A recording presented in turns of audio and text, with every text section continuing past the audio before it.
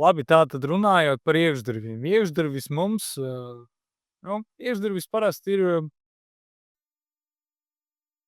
80, 90 centimetru platumā.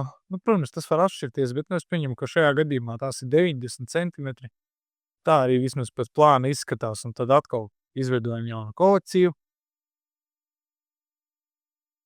Rakstīsim iekštelpu durvis.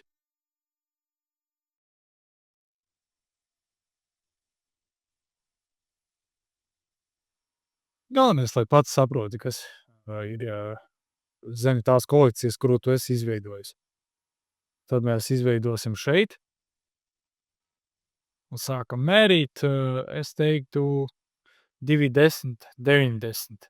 Tad paņemam 210 un platumā 90.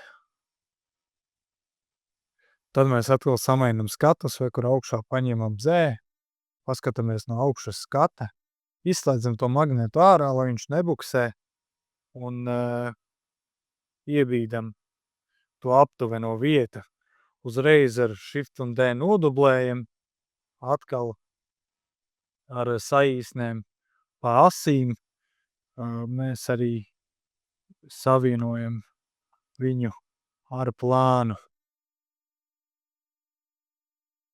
Un tad tik dublējam un kopējam iekšā.